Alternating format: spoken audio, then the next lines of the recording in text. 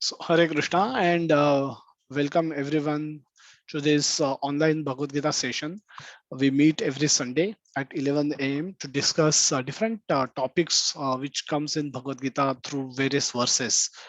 And today also we will study specifically set of two verses and from the ninth chapter, and we'll try to understand about the personality of Krishna. Krishna as a person, and this verse specifically talk about this aspect. The verse 11 and 12 from the ninth chapter is what we are going to discuss today. Before that, let's take a quick look at what all we have um, discussed in some of our previous session, which leads to this particular these two verses, which we'll study in a little bit more detail today. The ninth chapter, Krishna starts speaking on his own, and he glorify the Rajavidya, Rajaguhyam, Pavitram, Vidamuttamam. And before that, he says that giving you this knowledge because you are Anusuyave, you are not envious of me. And this is such a secret, top secret knowledge, Jnanam, Vijnana, Pratyaksha, Jnana and Vijnana, I'm going to give you. And because you're not envious of me, and therefore you can understand, you are qualified to understand this kind of a knowledge. And after having spoken this, Krishna saying, he again glorified the knowledge, saying that this is Raja Vidya, Raja Guhyam. This is the topmost knowledge, and this is most confidential knowledge of all. And Pavitram, it's Pavitram, Uttam, this is best. And Pratyaksha Vagamam Dharmyam. It can be perceived directly, directly understood. It's not that just have to take my word for it. You can personally experience this. And Susukham, it can be performed very joyfully.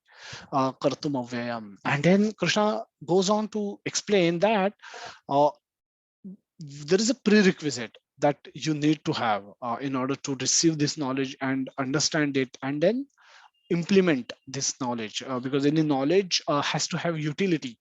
So if there is a knowledge which cannot be practiced, then it's of a very limited use, it's of practically no use. Then what's the point in learning such knowledge which cannot be practiced?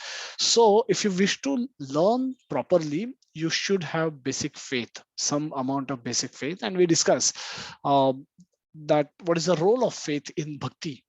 Is it unreasonable to be expecting people to have faith when they approach bhakti, or is it common for any branch of knowledge to require basic minimum level of faith in order for a student to make progress, to learn something and make progress in it?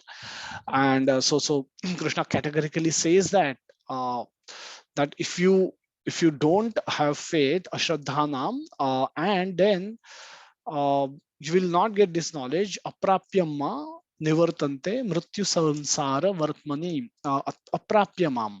So no knowledge of Krishna, no attainment of Krishna. And attainment of Krishna happens is already has been set up as the primary goal of life, of creation. The reason for which this whole material world has been created, the whole this cosmic arrangement has been created. And the living entities are given different bodies, including human form of bodies. The whole purpose of this is ultimately to attain Krishna and go back to Krishna. That is the ultimate purpose that has already been set up in Bhagavad Gita. Bhagavad Gita, this comes as a in the 8th chapter, which dedicate itself for attainment of Krishna. The whole chapter is titled by Prabhupada in Bhagavad Gita as attainment of the Supreme, attainment of the Supreme, attainment of the Krishna. So the Krishna's attainment is the ultimate goal. And for that, 8.5th verse we have, where Krishna says that Antakale chamam evam smaran muktva kalevaram. Then how you can achieve that is given in subsequent verses. Tasmat sarveshu kaleshu mam anusmara yuddhacha. Don't try to think of me only at the time of death. You will not be able to do that. You will not be successful if you have not done that throughout your life. So throughout your life, you will have to fight war because you are a Kshatriya. We will have to do our occupational duties because we are grahasthas. And while doing that, we have to remember Krishna. We have to keep Krishna at the center of our activities. And that's what Krishna says, Tasmat Sarveshu Kaleshu, all the time. Mam Anusmara, remember me. And Yudhyacha. Yudhyacha is perform your occupational duties. And he reiterated this again, that in 8.14th verse, Ananya Chetaha Satata Yomam Smarati Nityashaha Tasyaham Sulabha Partha. For any such person who is able to remember me, cultivate remembrance of me without any deviation, all the time, Nityashaha, for such a person, attainment of me is very easy. So this is how the Bhagavad Gita has progressed. And we come to the section where Krishna start revealing about his glory, is about his opulence, different opulences, and then those he speaks in some of the verses earlier in the ninth chapter, 9.4 to 9.10, where he explains his relationship with this material world, having given the purpose of the world, having spoken about the ultimate purpose of coming to the world and taking birth, taking growing up, having acquired certain abilities. There is some facility for enjoyment. There are resources which are available for us to sustain our lifetime. What is the and the whole cosmic order, cosmic system seems to support the life that as is exist in the world today. Now the whole purpose of this entire creation is not to get entangled and stay here forever, try and stay here forever, but to exit and attain Krishna in the human form of life. And for that, the human form of life is the only has the capacity to do this. Only human form of life has capacity to attain Krishna, to think of, to to study Shastra, to practice the knowledge and to attain ultimate, to get the experience and then attain ultimately Krishna. So this facility is only available in human form of life, and therefore this is very special. This becomes very special. But Krishna doesn't stop there. Krishna is going on explaining the opulence, and because attainment of Krishna, if that is the objective, he wants to make it very clear to everyone that that attainment is so blissful, it is so nice. And how nice it is, how magnanimous it is, how powerful that person which you wish to attain, how attractive this personality that you are pursuing to attain. This is what Krishna will speak about. So he speaks about his Aishwarya, that attainment of Krishna is like is has to be a worthy goal for us to pursue. Because if it is not worthy, if Krishna is have, any worthy, if the goal is worthy, we will put in extra effort to attain it. But we first need to understand the worth value of that goal. And hence Krishna is elaborately explaining about his glory to Arjuna, so that people become convinced that this goal is worth pursuing more than any other goal that they can think of achieving in the current world. So this is the mood in which Krishna is explaining Arjuna further, and through Arjuna he is explaining to all of us that he is not a ordinary goal, that going to him and you're not going to face anticlimax, that इतने मेहनत करके आ गए और ये तो बहुत ही बकवास था. And it happens, we a hype is created for a movie or for some product, and people queue up, take tickets to buy tickets or to buy that particular product. And when we go through that, experience that product or watch that movie or whatever happens, and then we end up feeling that, oh, it was okay, it was not that worthwhile as it was made up to be. It was hype to be, बहुत ज्यादा hype कर दिया. it was not that all that great. एक महीने बाद भी देख लेता ये कोई फर्क नहीं पड़ता, or it was not great at all. Completely false image that was created by the marketing agencies or whatever. So Krishna has to make sure that Krishna is making sure here that he is explaining his glories so that people understand his value, understand his worth. And then he speaks these verses that he says that all the in my unmanifested form this entire universe is pervaded. So this, imagine these two friends are speaking with each other on the battlefield. Arjuna is supposed to be the master, and there is a chariot driver and a charioteer. So charioteer is expected to be a master, but Arjuna, when his mind get bewildered, he surrenders to his driver, chariot driver, and Krishna happens to be there by his own sweet will, by his own mercy, by his own compassion. He happens to be there, so that this question answer session can happen. This philosophical class can be taken, and this was the right time. Because the battlefield, no other place better than battlefield to give you the sense of urgency of this delivering this knowledge to the people. And therefore all those who are listening, they should also hear this knowledge with the same sense of urgency and implement, work on that knowledge with the same sense of urgency, so that the success can also be achieved. So now Krishna starts elaborating, starts speaking about his greatness or his opulence. And one of the form is that one of the energy, one of the opulence of him is that everybody is under him. He is expanding as a Kshirodakshay Vishnu, and he's sitting into everybody's heart, in every atom, in every anu. He is present, but he is not in them also. He is in them, but he is not in them.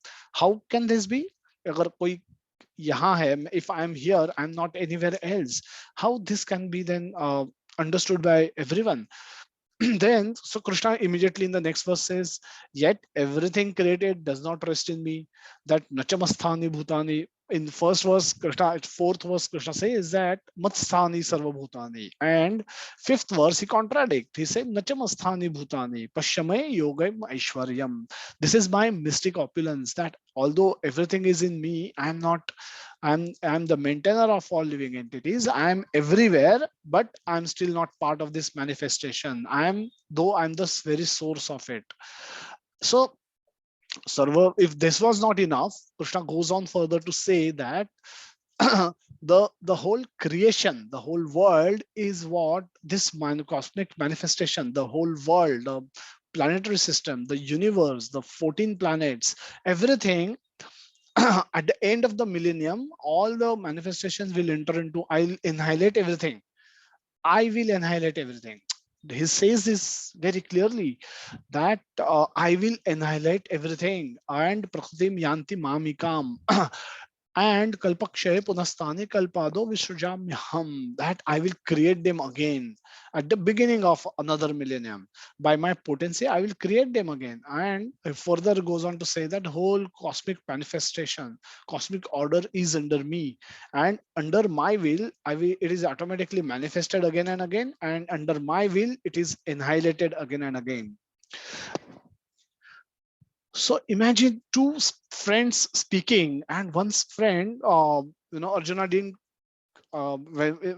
Beginning of Bhagavad Gita, he is bewildered, and his knowledge is covered, and he looks completely confused with this kind of a statement coming from his friend, with whom he used to with whom he used to joke, with whom he was always playful. He used to interact in a very playful way, and with whom he would have had many times taken lunch together, shared many jokes together, would have had fun together, would have gone out for picnics together, would have had many arguments together, would have had many fights together. So this is typical friends, how friends behave with each other. And suddenly another friend starts telling this kind of a thing, which are completely bewildering. That this friend has been so great, and had this been known to Arjuna, would have not been able to conduct himself in the same way, because the moment the opulence appear, the mood changes from a friendship, even if the friendship with the knowledge of opulence is not the same as the friendship otherwise would be. So there will always be Namo Nama will be there, that he will always be in this mood that of with folded hand, even though Krishna may think he's of they may call himself as friend, but that Aishwarya, knowledge of Aishwarya, will eliminate the spontaneity in the friendship, or will simply remove that spontaneity in the friendship. So Krishna, so having spoken this knowledge about himself, now this is not very easy knowledge to understand. Not everybody, though Krishna is speaking explicitly about himself, up till this chapter Krishna had not, up till the chapter 7th he's not spoken so explicitly about himself. His personal reference comes in between, comes in very small installments, but from 7th chapter onwards Krishna is elaborately speaking about himself. He's unstoppingly making his glories, making Arjuna hear his glories from time and time, verse after verse, again and again, making big statements. And every time the 7 chapter statements are and the 9 chapter statements, when we compare, the 9 chapter, he's take those statements understanding deeper. uh, he says that in the 7th chapter that I'm above the modes of material nature and they are under me. In the 9th chapter it says the whole prakriti is under me. Prakriti operates on the living entity through modes. So there are modes of nature. Over them, over and above them, there is a prakriti or maya.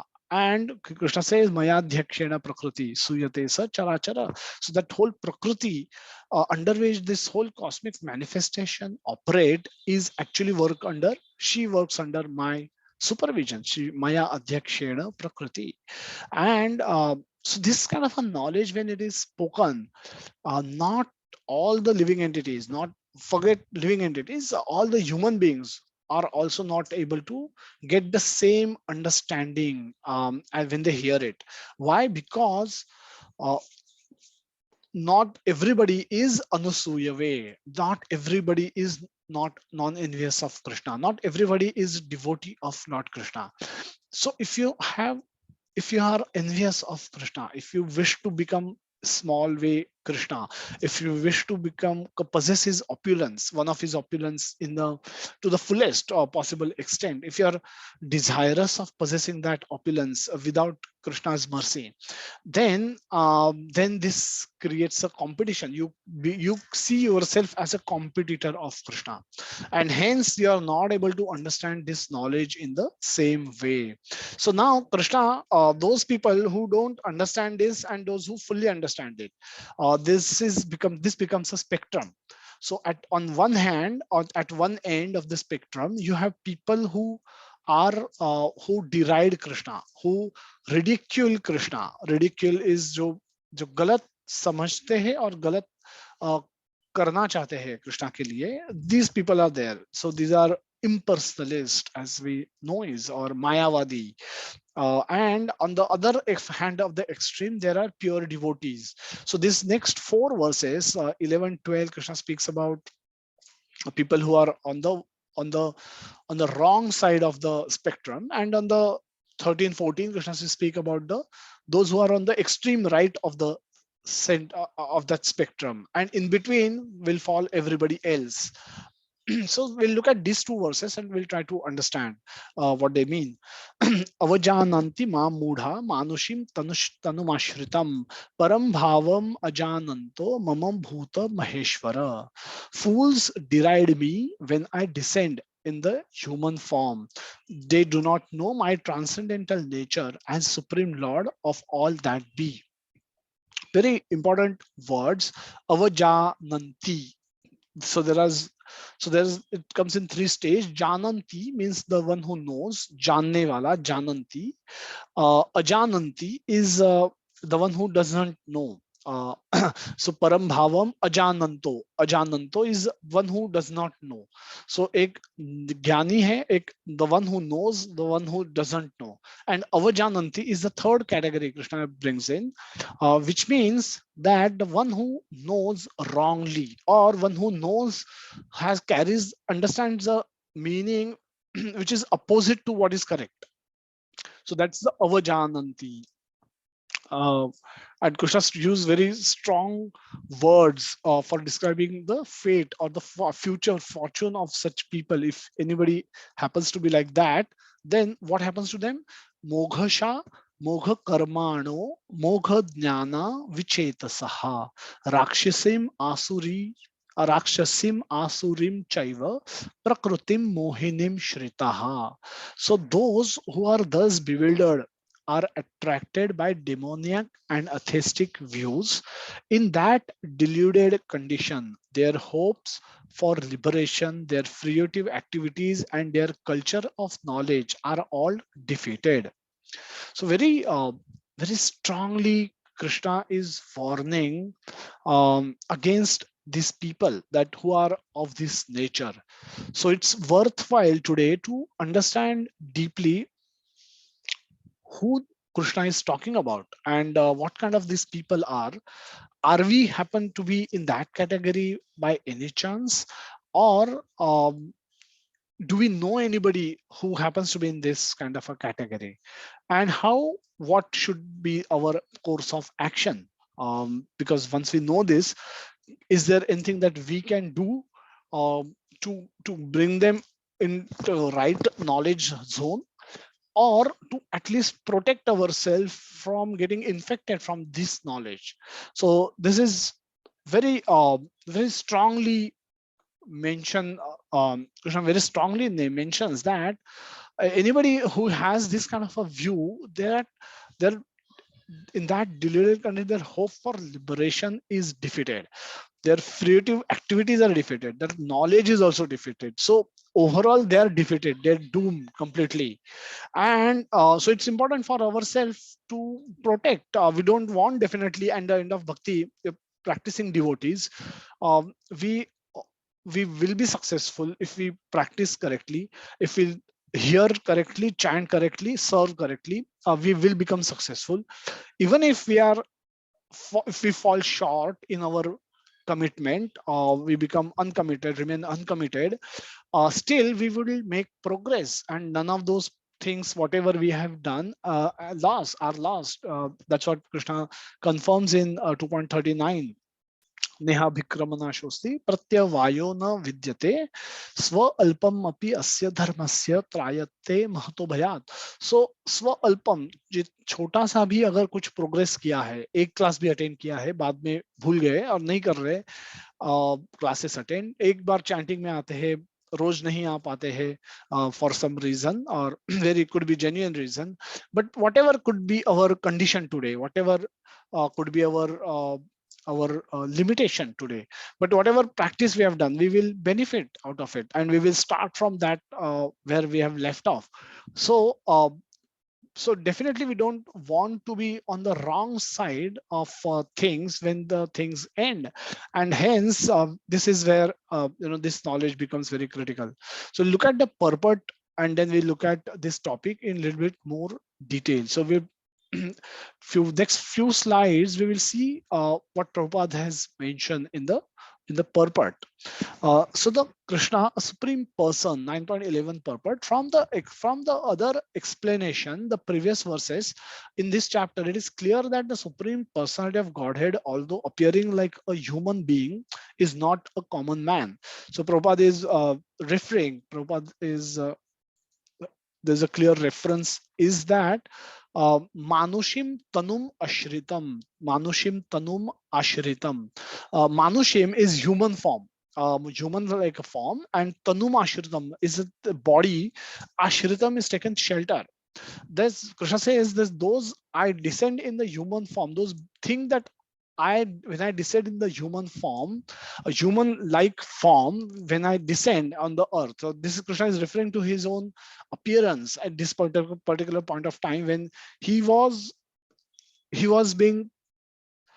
present in front of Arjuna, he was present on the battlefield of Kurukshetra personally, and not everybody still knew Krishna's supreme position, which means if they don't know Krishna, but they knew Krishna, but they didn't knew Krishna's position, which means they knew Krishna wrongly. So if Krishna is supreme personality of Godhead, they didn't not everybody understood him in that way. And Krishna is referring to these people, that those who think that Krishna descended in the human form, and they don't know his transcendental nature as supreme lord of and all that be.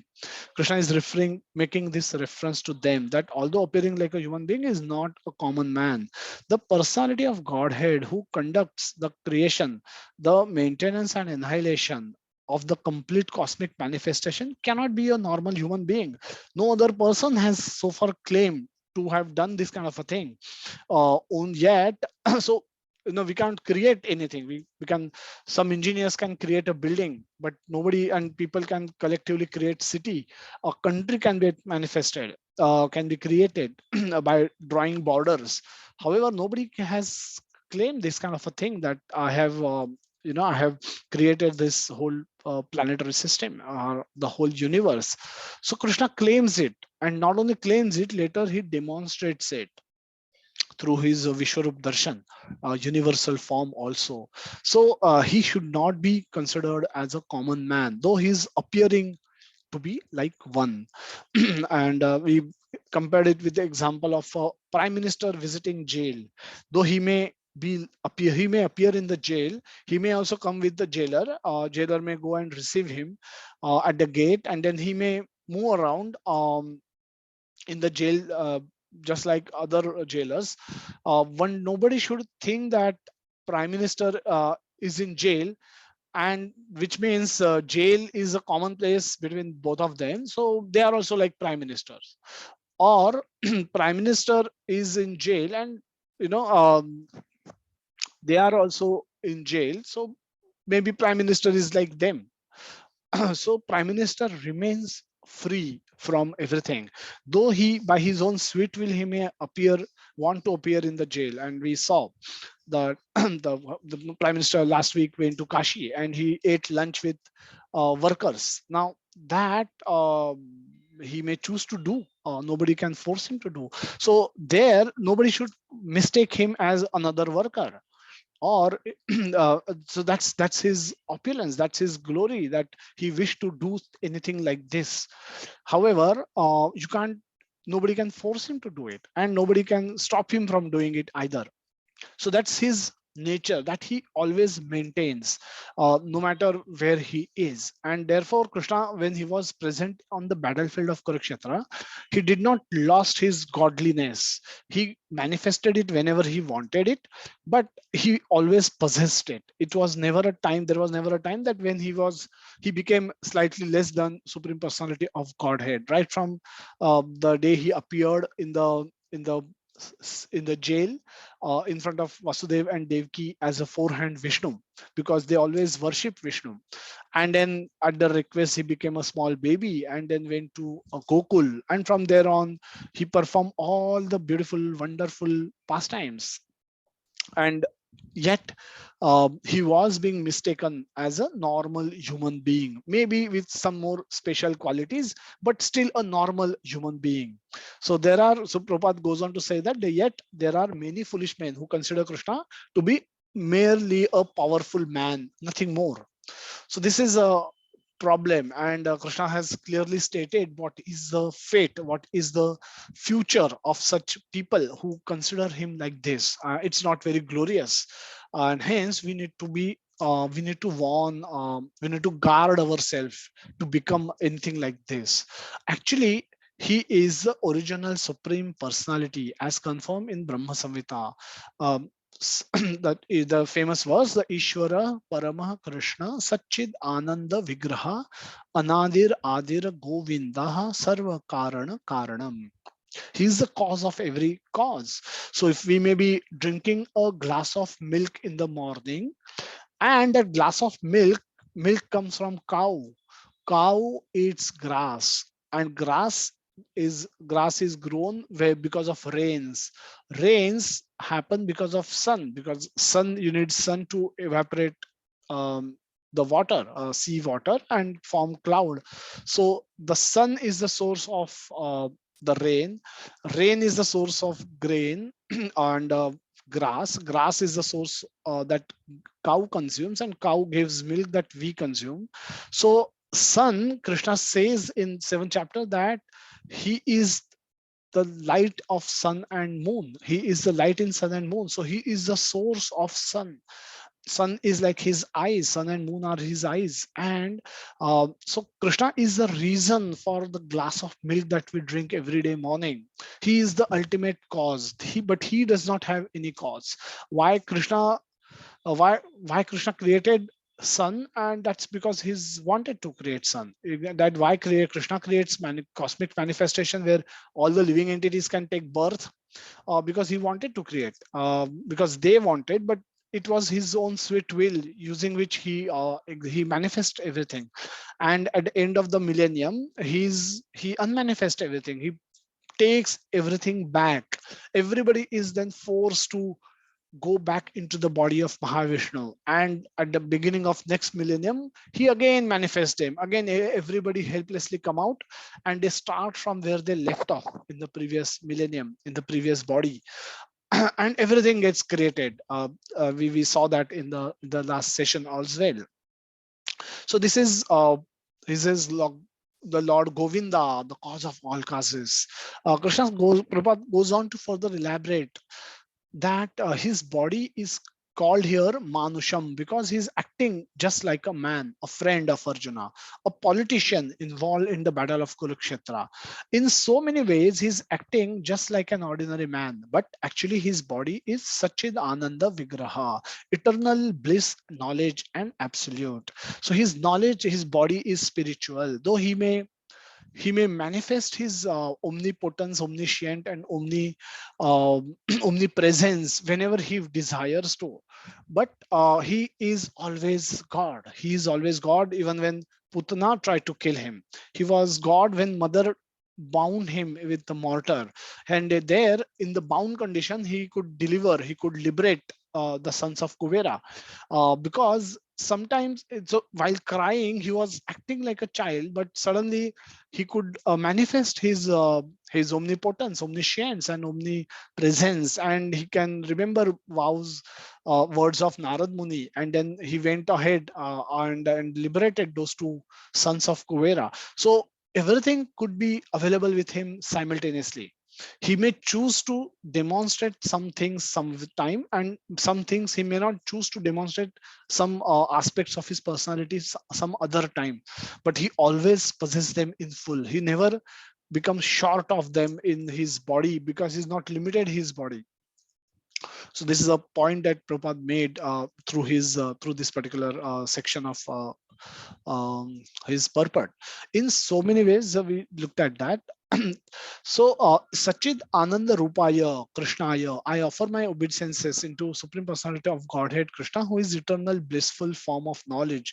Gopala Tapani Upanishad. So, Prabhupada has quoted various Upanishads where the similar references are made that though Krishna has appeared like a boy or as a human being, you are Govinda, the pleasure of senses and cows, Sachid Ananda Vigraham, and your form is transcendental, full of knowledge and bliss. So many scriptures, this 1.1 in Gopal Tapani Upanishad and 1.38 again repeats this same point.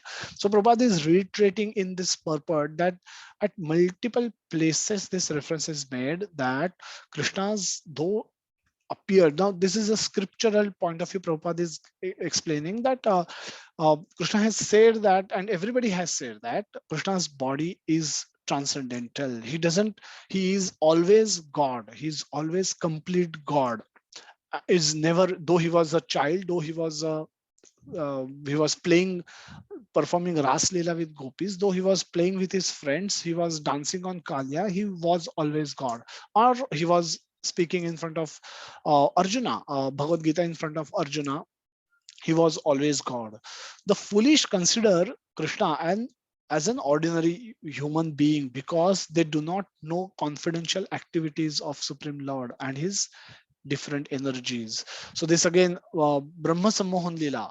Brahmaji was bewildered. Everything was happening in front of him. And towards the end, he offered beautiful prayers to Lord Krishna after coming to his senses. That he said, I considered you as an ordinary child, but and everything you perform, the whole leela, whole pastime was performed right in front of my eyes, but I couldn't make any sense of it. I couldn't relish it because I didn't had your mercy, oh Lord. So please give me your mercy so that I can always be able to participate in your leela. I can take part in those leelas. I can relish those leelas. I can understand those leelas properly. And there, everything happened in front of him, and he was simply getting bewildered by everything that was going on, and he couldn't figure out until Krishna gave his mercy to him, with which he knew what was happening. So Prabhupada further goes on to say that they do not know that Krishna's body is a symbol of complete knowledge and bliss, that he is the proprietor of everything that be, and that he can award liberation to anyone. Because they do not know that Krishna has so many transcendental qualifications, they deride him. Deriding is ridiculating somebody. Another beautiful verse Prabhupada quotes, that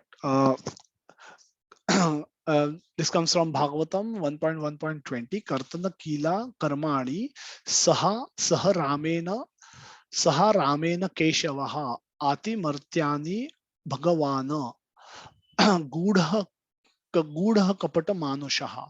The Lord Sri Krishna, the Supreme Personality of Godhead, along with Balram, played like like a human being, and so masked, he performed many superhuman acts. Srimad Bhagavatam 1.1.20.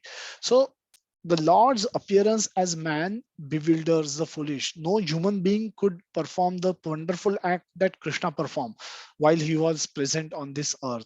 When Krishna appeared before his father and mother Vasudeva Devaki, he appeared with four-hand forms, for four hands, and after the prayers of the parent, he transformed himself into an ordinary child. Again, Prabhupada, so this is a very, very long, beautiful purport, and you please go through it and read. We covered all the important aspects of this purport. Um, some of those who deride Krishna, Prabhupada now talks about why people do this at all, and then those Prabhupada now directly speak about those people who deride him, and they are infected. Now the word infected is not influence, it's infected. So it's a negative connotation. It's like koi sick hai, koi bimar hai, somebody is infected with some virus, something like this. The word word is expected to mean. So they are infected with Mayavadi philosophy. Quote, often Mayavadi philosophers are also learned scholars. Often they appear like a sadhu. They appear within the garb of a sadhu. They could be sannyasis, Mayavadi sannyasis. They could be practicing devotees, and they could be speaking on Bhagavad Gita and Bhagavatam also. And they quote this verse from Bhagavatam to prove that Krishna is just an ordinary man. So aham sarveshu bhuteshu bhutatva bhuta bhutat bhutatma avasthitaha sada. Bhutatma avasthitaha sada. The Supreme is present in every living entity. And Prabhupada then give counter to this particular verse, that what this verse actually meant and how it is misinterpreted by the Mayavadi philosophers.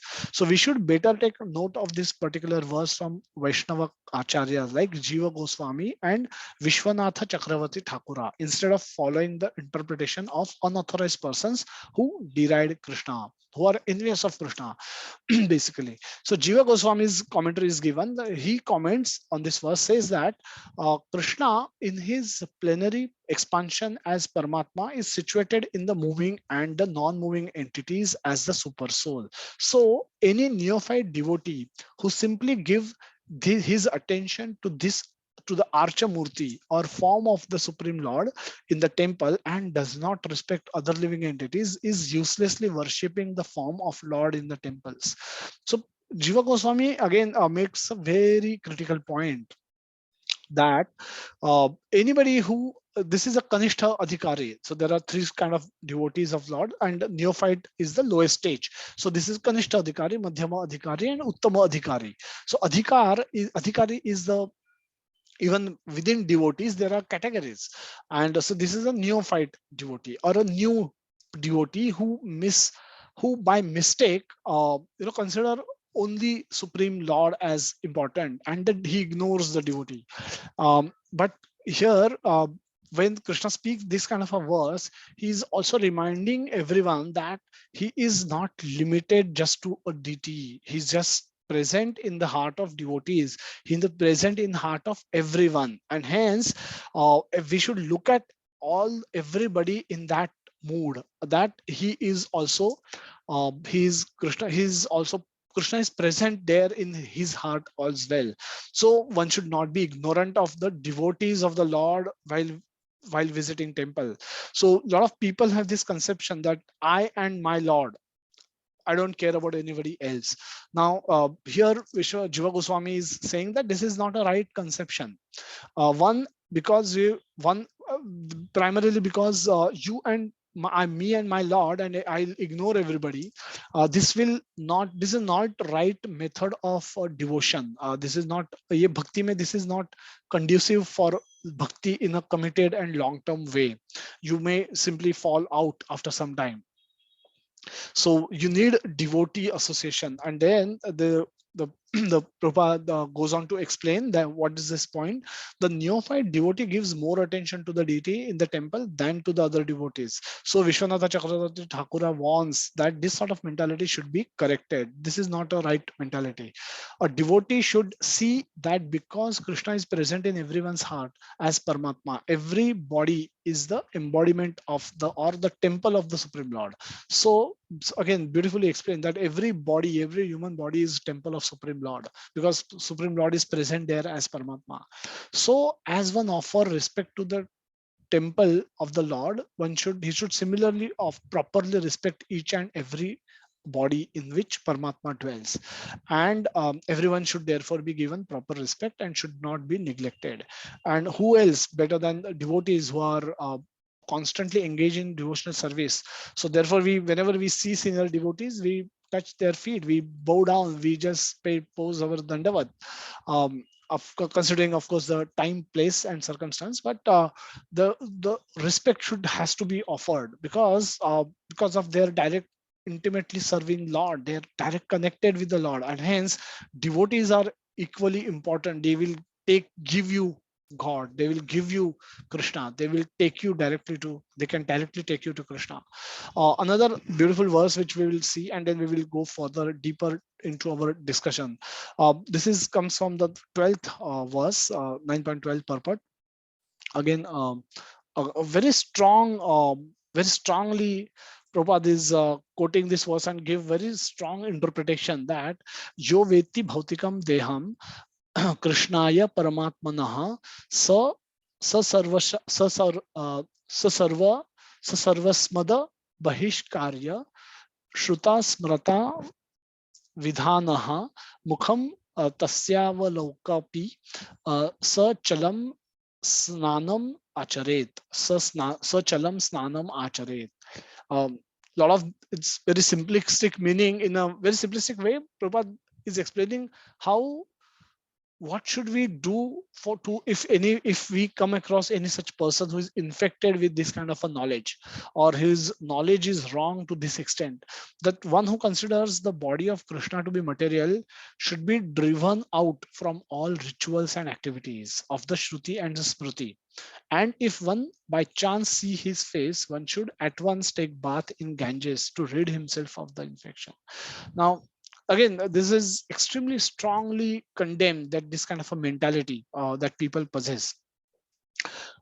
Primary reason for this is, the quarantine, what we there, that the infection should not spread. So clearly it is mentioned that this is a kind of an infection that one possesses, and the infection has to be corrected, and this mentality has to be corrected, and also the infection should be prevented from spreading. out to others, and hence we need to guard ourselves from. So when we interact with people, when we interact with other devotees or so-called devotees outside our Vaishnava culture, we should be watchful, we should be careful, we should try to understand what is their ultimate purpose, where are they headed, what is the ultimate uh, message that their philosophy or the line of philosophy is giving, and is it in consistency with message of Bhagavad Gita? And if not, then if you are in a position to do or correct them, if you are not in a position to correct them, distance from them. This is what the this message clearly gives. And what is the ultimate message that we get from Bhagavad Gita is, uh, we'll see that here. That let's look at this category. So what we've looked at two words, avajananti, jananti, and ajananti. The so jananti, ajananti, and avajananti are the three categories of people.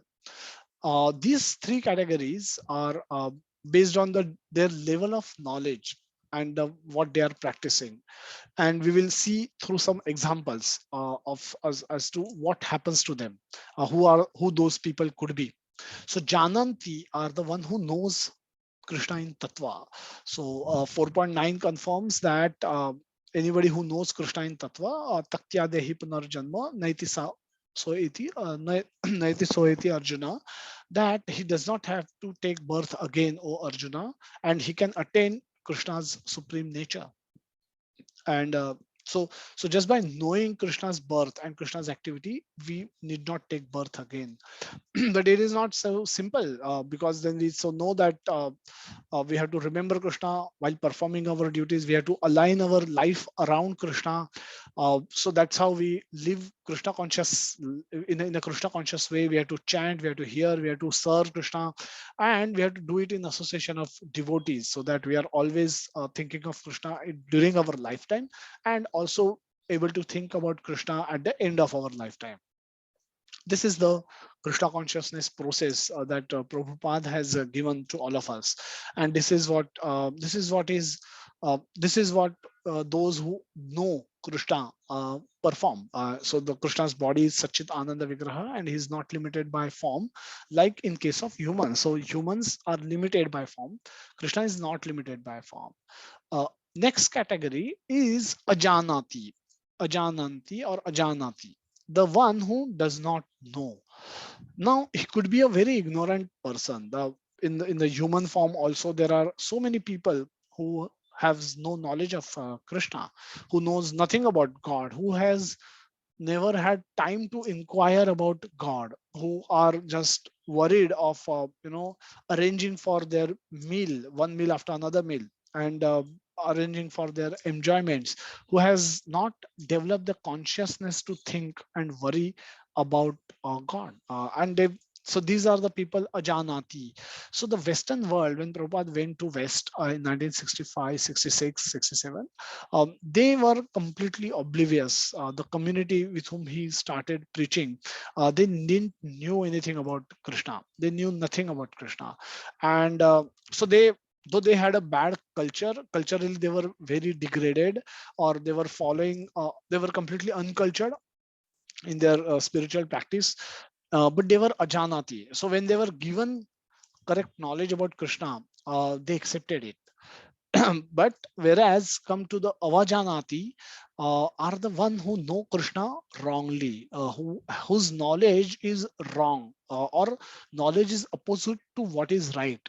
So and therefore they deride Krishna or ridicule Krishna. Now the difference between ajanati and avajanati is that ajanatis are innocent. We can say that since they didn't knew anything about Krishna, when they are given this knowledge, it's far easy for them to adapt, learn, and practice. And that's what we saw happened in America. That when the movement started growing, it was growing with enormous speed and very fast. The temples were coming up like very fast. After New York, the San Francisco, the Toronto, the Los Angeles, Denver, Texas, and so many all over America. The temples were started popping up in great speed. Now this is why people, and this was possible, and everybody was Western. All the disciples that Prabhupada was making were mostly Western disciples, because Indians had not reached America at that time in the great numbers. There were Indians, but they were not in great numbers. So it was still a foreign from. There was no software development teams that were there, but in general, people were. Indians were not there. So all the Western people were accepting Krishna consciousness as if sponge would accept water. They were just growing and growing and growing. And that same trend was seen in European countries also. So the initially, all the disciples, everybody who was being attracted to Krishna consciousness were non-Indians. And whereas in Avajananti, in India versus this, everybody knew something about Krishna, but most of those knowledges, most of them had a knowledge which was opposite to what is correct knowledge. And hence, if everybody who is in that condition has extra hard work to do, because they have to unlearn what they have wrongly learned, and then they have to learn correct things. But to their credit, they had proper culture. There were Brahminical culture. They were not so much westernized at that time. And hence, when Prabhupada returned to India, in India also the movement started growing very fast. We will look at this example of Ajanati, Avajananti, and Jananti through few stories from Mahabharata. Anybody can guess what's happening here in this particular picture? Hare Krishna, Prabhuji. Hare Krishna. Yeah, this picture is just before beginning of Mahabharata, Prabhuji, the war of Mahabharata. And Yeah. Arjuna and Duryodhan has gone to Lord Krishna for seeking help. Correct. This one, Hare Krishna. Anybody else want to describe what is Hare this? Krishna Prabhuji, this is when Lord Krishna went to Dhritarashtra's thing to avoid war and A world war. Peace messenger. yes. Yeah. Anybody know this story? 5 golden arrows.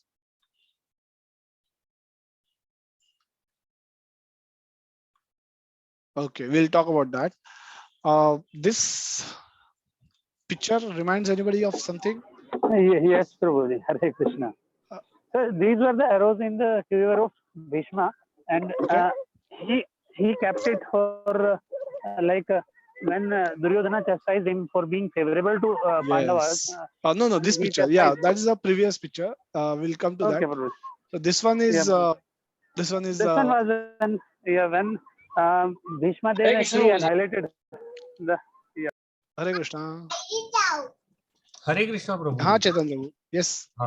Basically, when the this Kurukshetra war was supposed to start, at that time, Krishna told that I am not going to. I am going. Either I will give my entire this.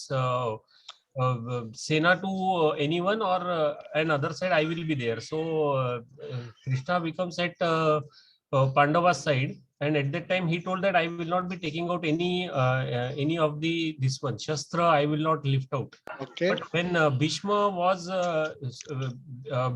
fighting with this Arjuna, so it was so many. He was diminishing that it was extremely. Krishna found it extremely difficult for Arjun to defeat Bhishma.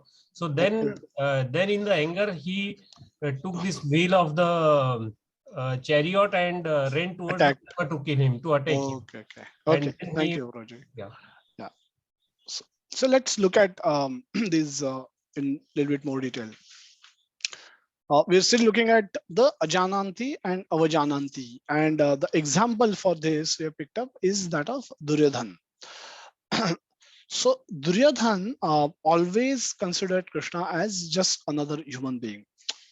In the time when Mahabharata was done, Mahabharata happened, many people had mystic powers. Like Dronacharya could pull out ring which had fallen into a veil through a bridge of arrow. So he could do many mystic things. Ashwatthama had Brahmastra, Dronacharya had Brahmastra, Bhishma had so many celestial weapons which could perform, which could do things which are supernatural kind of things. So it was not an era where it was uncommon. So though Duryodhana had heard, or he probably had heard some of the activities that Krishna performed, he didn't never took them very seriously, because that was primarily because the time was such that he himself had few mystic powers. He could sit under water for few days before at the time of war.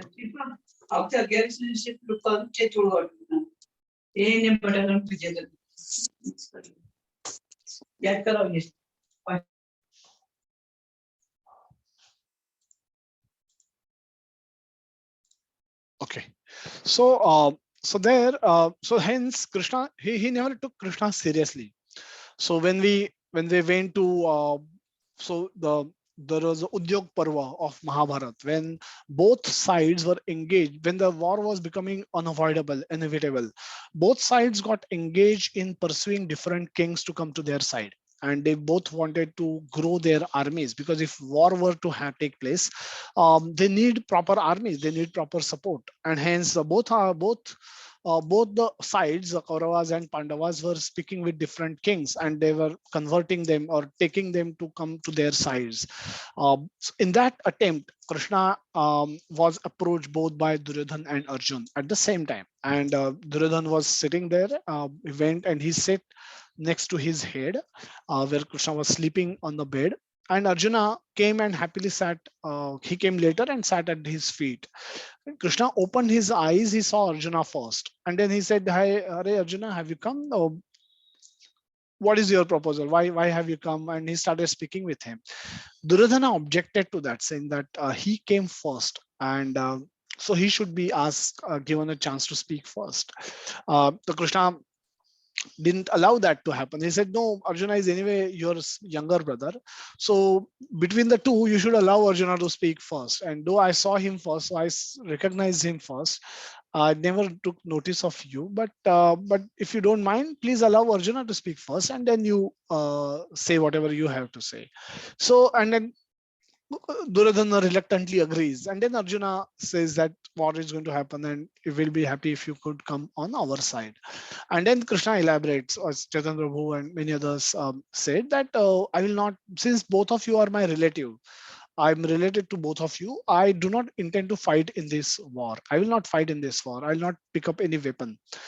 But I can just be there as an advisory capacity. I can just be there as an advisor. So on one hand, you can get me as an advisor, or on another hand, you can get my entire Narayani Sena. Arjuna said, "Don't care about Sena. I want you." And I'm happy to have you. I don't need anybody else. Reluctantly showing, Duryodhana becomes very happy in his heart that Arjuna did a very bad bargain. What is the use of Krishna, who is not even going to lift a weapon, and who needs advice? We have so many people, we have so many great people on our side. And he thought this to be a win-win, kind of a big win, kind of a situation. Then but he still made a very serious face, and then Arjuna says, "Okay, since you have taken Krishna, I will take whatever now is left over, that is Narayani Sena, whatever the size." And but inside deep, he was very happy. And when he went back and he narrated this to Bhishma was very sad. He became, "What a blunder you have made, O Duryodhana. What is the use of Narayani Sena without Narayan? The Narayan has to be taken. You have got such a beautiful opportunity. You should have asked Narayan to come on your side. And then wherever there is Narayan, you would have won. You just lost a big opportunity. You made a mess of this opportunity." Duryodhana was not convinced. He said, "Bhishma, maybe old man, his thoughts are different. Maybe, but he never took that seriously. After that, the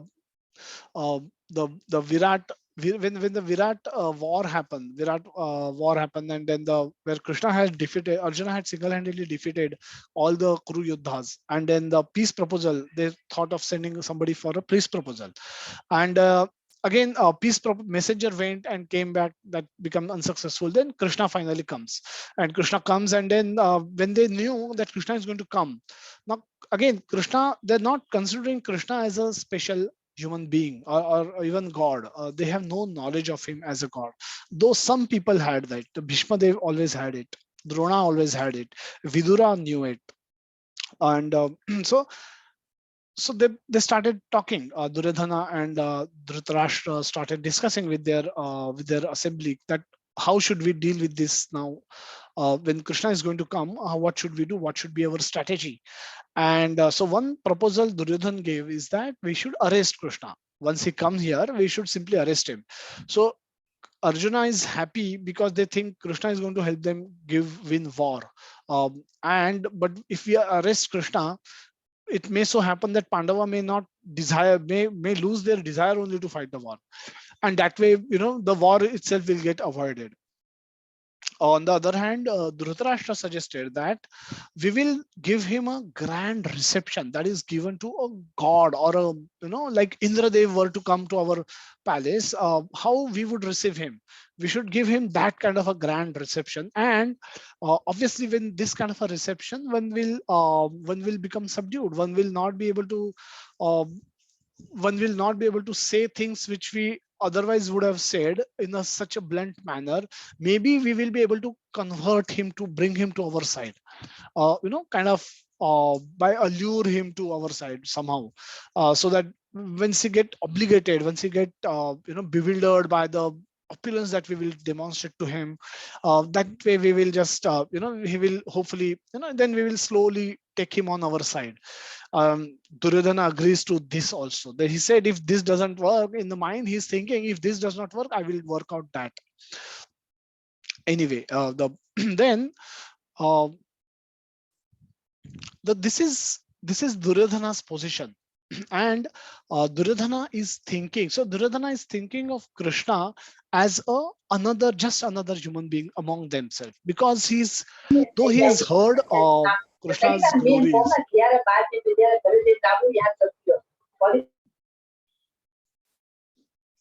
Yeah, I don't know how somebody again gets unmuted, but hopefully, please keep yourself on mute.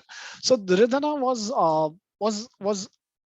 was completely unaware of Krishna's position as Supreme God, Ajananti, and also considered him as just ordinary human being, maybe to having some mystic power which he would have demonstrated while killing his demons, but nevertheless, it's just another human being.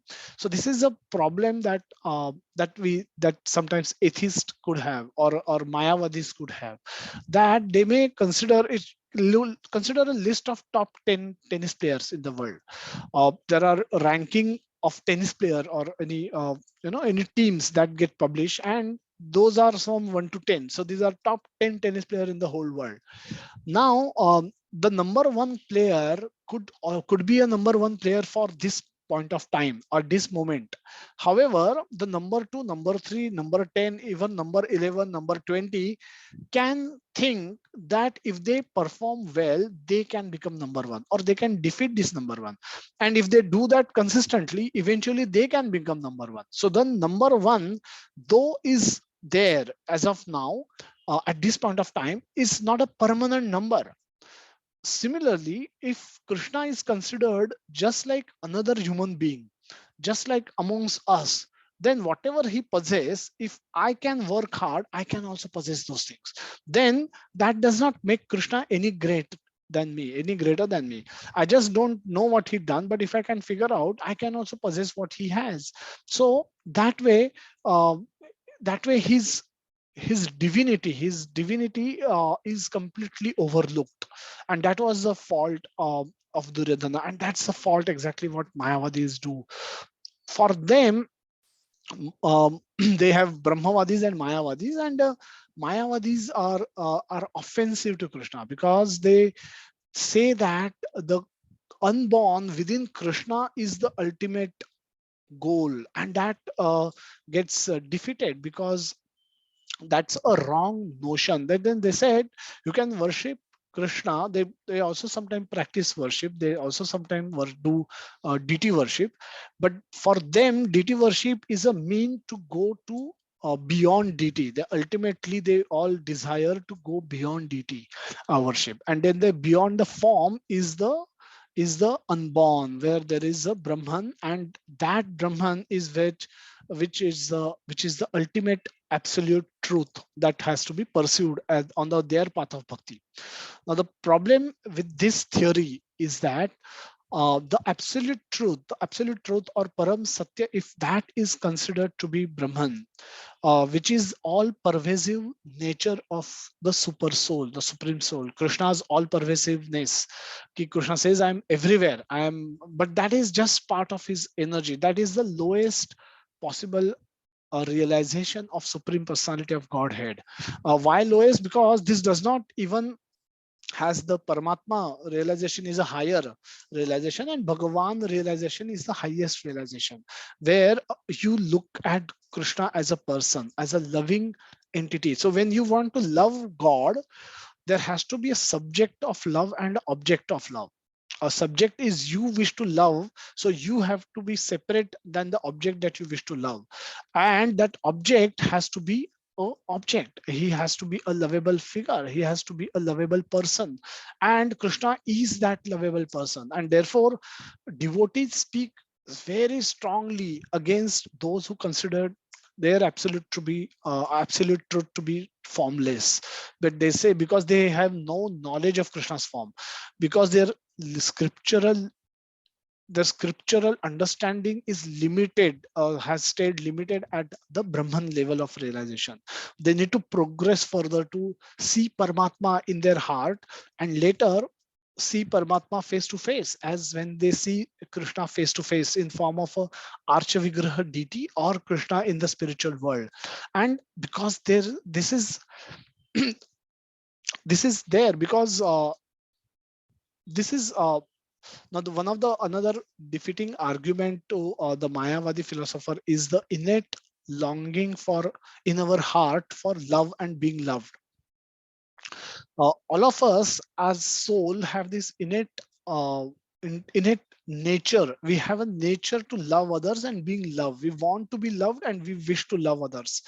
And this nature to love others comes from the soul. It does not origin anything anywhere in the material world.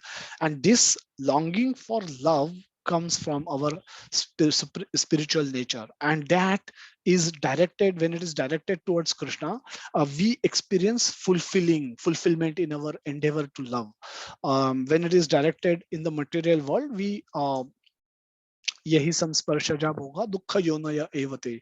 So where Krishna says that that's as if impregnated with misery. The misery just await us when we direct this love to anything else in the material world. So this is where Duryodhana went wrong in understanding Krishna. And so let's see who understood Krishna correctly. Bhishma Dev. So Bhishma Dev was another beautiful character, such a grand character from Mahabharata, who always knew Krishna is Supreme Personality of Godhead and was always devoted to him. He was his greatest devotee at that time. Bhishma accepted a difficult service to fight war against virtuous Pandavas, even against his own worshipable lord. So this was a again arrangement by Yogamaya, where that when Krishna wants to demonstrate that how no matter how mighty you could be, no matter how powerful you are, if you choose to be on the side of wrong, you will get defeated, you will fall down. And hence that for that delivering this lesson, Bhishma Dev was given this service to fight war against Pandavas. So there are so this is part of the Leela, but there are on the physical level, there are reasons that Bhishmacharya quotes, the vows that he had taken, and the decision that he took, that he will always protect the dynasty, the Simhasan of Kuru, and whoever will sit there, I will protect them. And so these are the practical, or the practical part of the story. But the Leela part says that he had been given this service to fight war against virtuous Pandavas and even against his worshipable lord, and he had happily accepted. So Arjuna was given a service to annihilate, and to become a champion warrior, and emerge as the best warrior from the Mahabharata wars.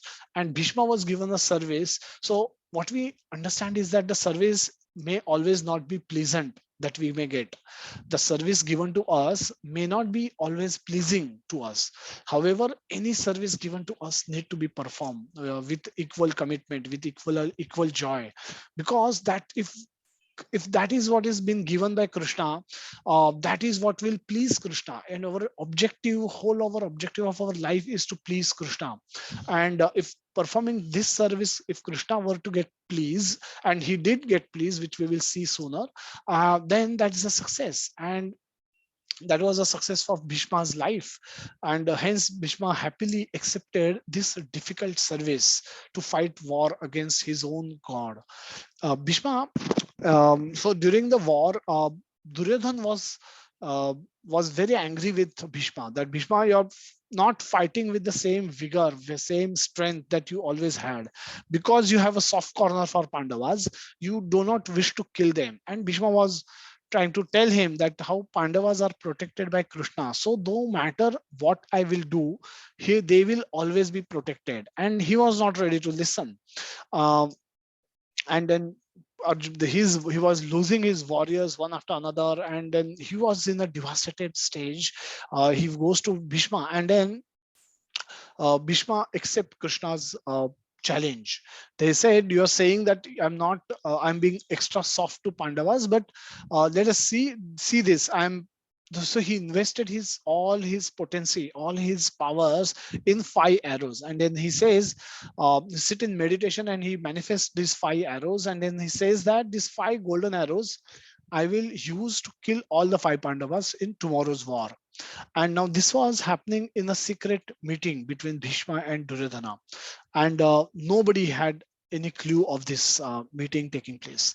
So Duryodhana became very pleased with this statement from Bhishma, that tomorrow in war, I'm going to kill all the 5 Pandavas with these 5 arrows, and these have nobody can counter these arrows. And then Duryodhana becomes happy, but then he's still doubtful. He says, he asks for those 5 arrows from Bhishma and says that I need to protect them. I will keep them in safe custody. I will return to them to you tomorrow morning, and then you go ahead and with your plan of killing 5 Pandavas with these 5 arrows.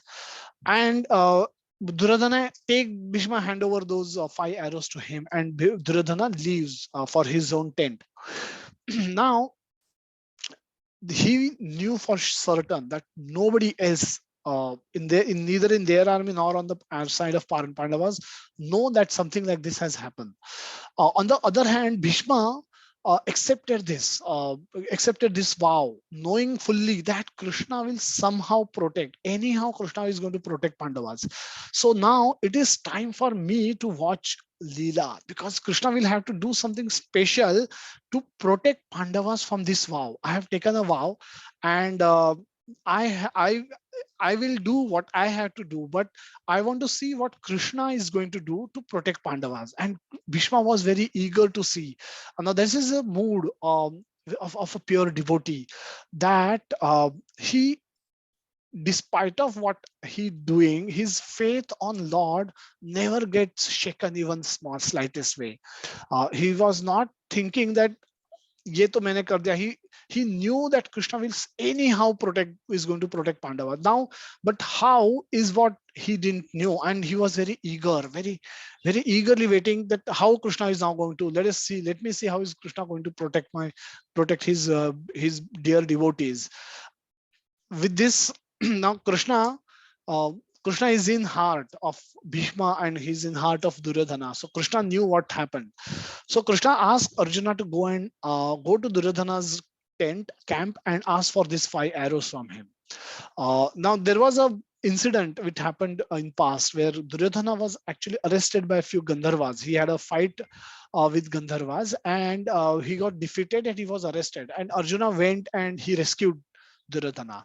That time Duryodhana said that you want something. You are a small brother. You are my younger brother, and you protected me. You saved me from this. So I wish to give you something. And Arjuna said that no, brother, I don't need anything now. I will ask if I need in future. Krishna reminded Arjuna of this promise, and then he said, now you go to Duryodhana and ask for those 5 arrows from him. So he's carrying five arrows, 5 golden arrows.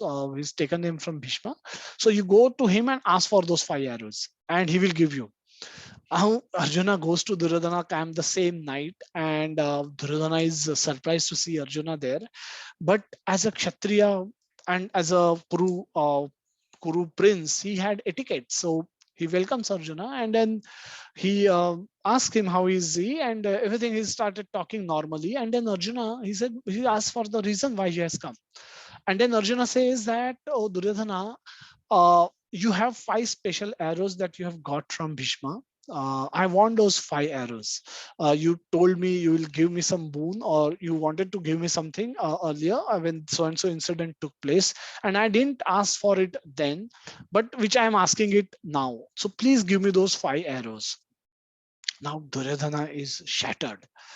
Duryodhana is wondering how on earth could this be known to Arjuna that I am carrying those 5 arrows?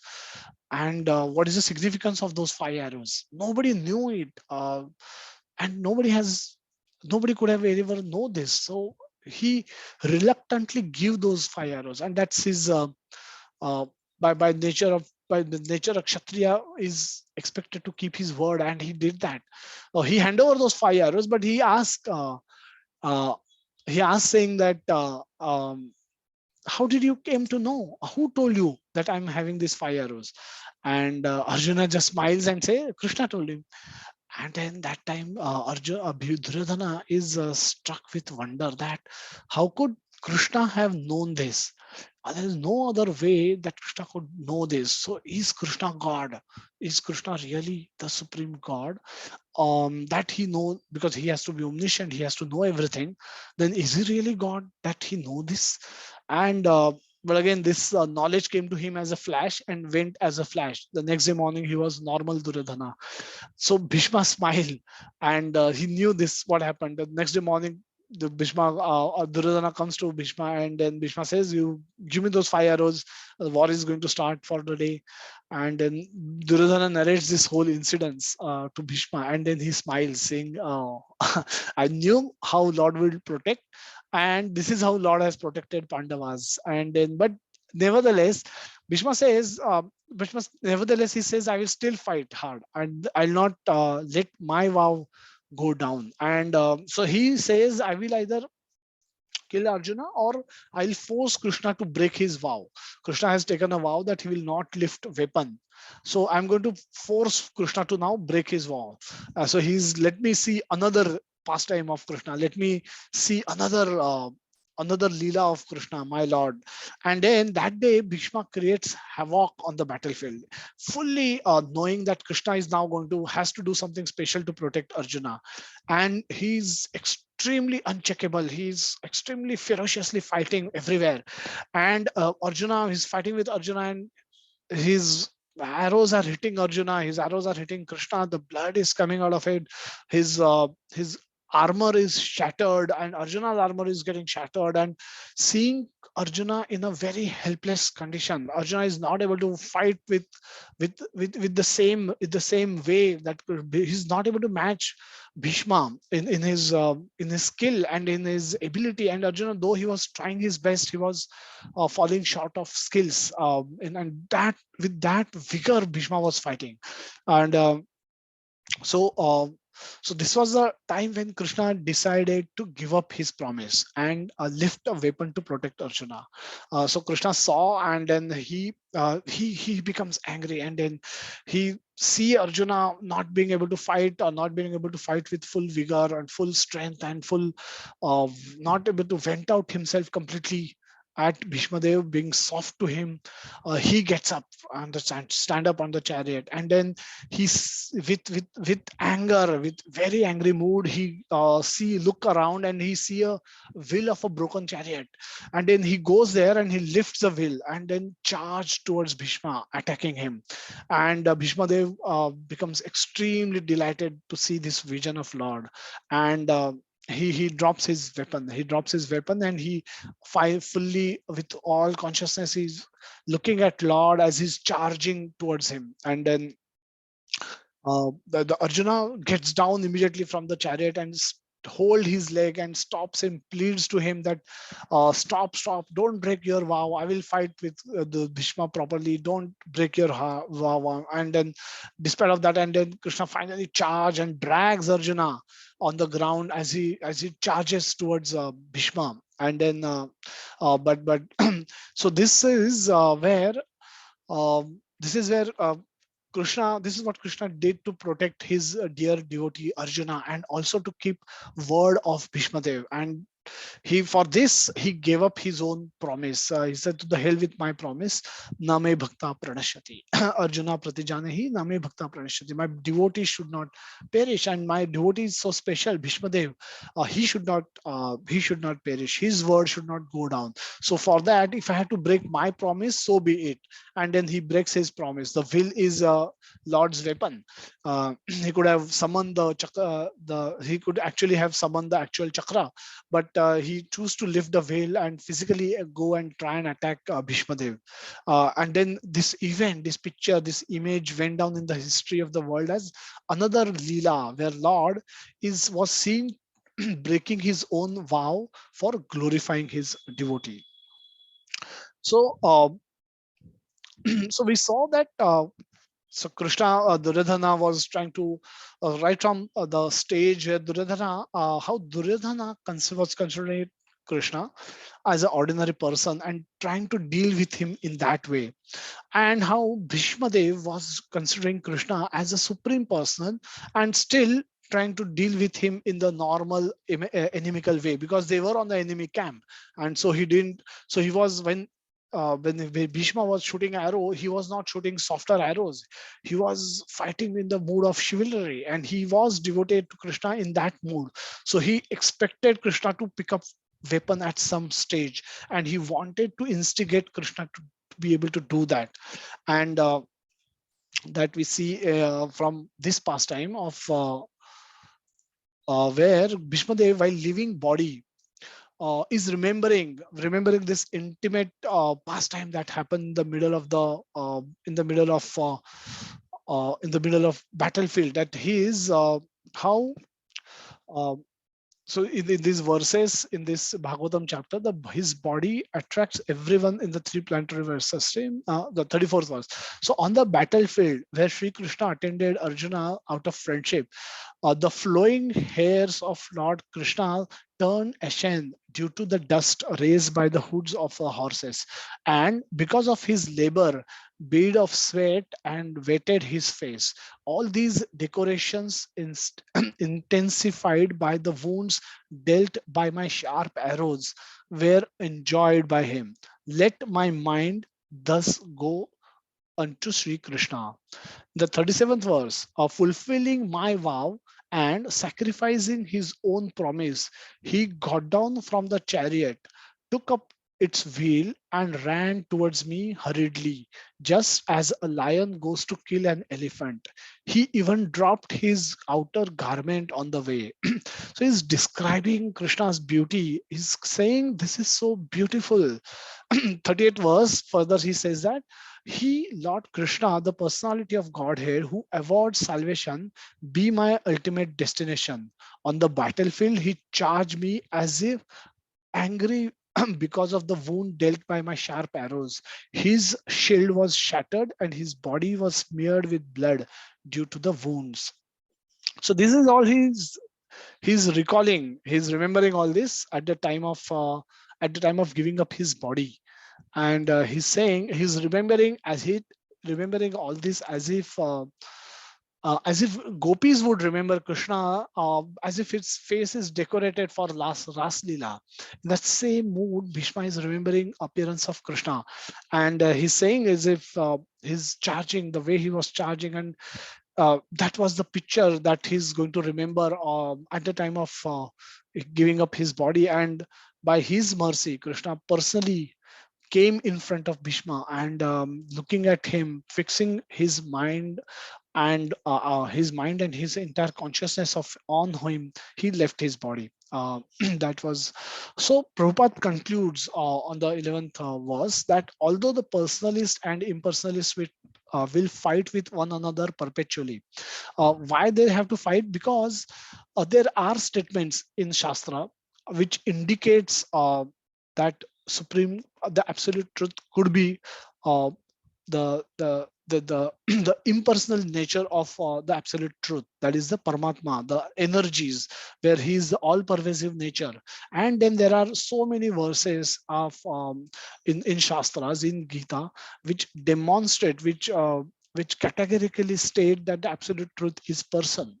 When Krishna says man mana bhava, man mana is think of me, bhava mad bhakto, that become my devotee, mad yaji, that worship me, and mam namaskaru.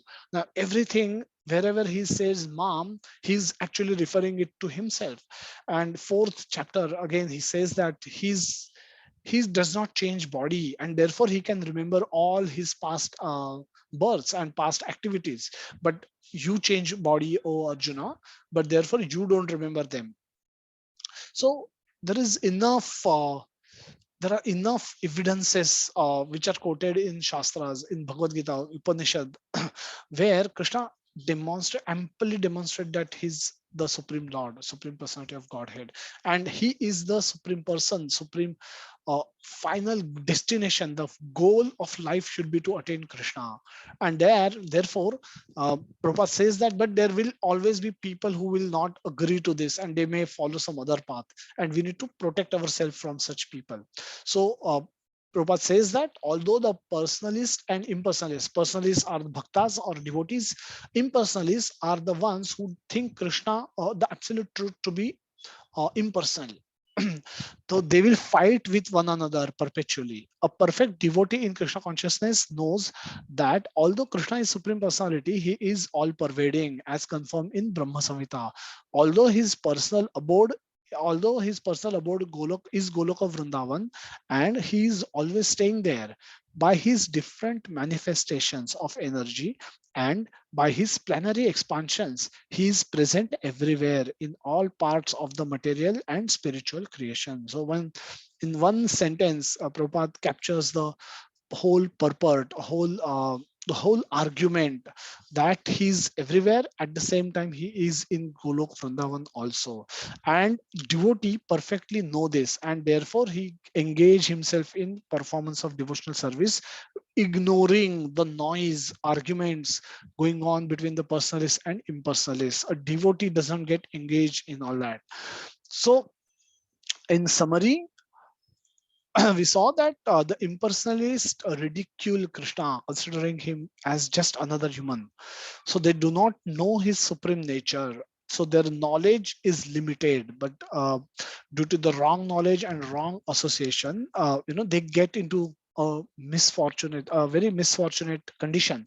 And if they continue to remain there, then their destinations are not very good. They will be defeated, as Krishna has said in 9.12.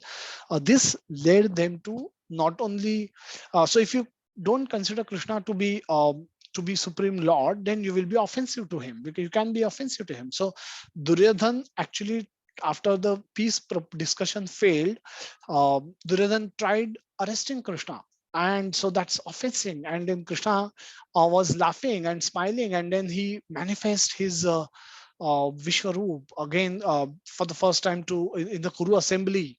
And Dhritarashtra was inquiring what's happening, and then he said Krishna is manifesting his universal form, and then he requested Krishna, oh Krishna, give me vision to see this at least. And then Krishna temporarily restores his eyes so that he could see, and at least somehow try and avoid the war, at least get convinced as a king, and convince Duryodhana to avoid the war. But the moment Krishna returned him his blindness, his spiritual blindness also returned to him. And then he says that if I could send Pandavas to Vanvas for 13 years, and if Krishna is really God, he could have prevented that from happening also. So maybe he is not God. What we saw was just some magical.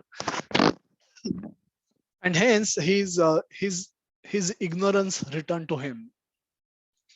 And so was the case with Duryodhana, that for a moment he thought Krishna could be Supreme Lord, and but the next moment he thought maybe he's just trying to show some magic, and didn't pay much attention to it, and then that led to his devastation. And so that's how the final attempt to peace failed, where Krishna asks for 5 villages. Duryodhana refused, and over and above that, he tried arresting Krishna.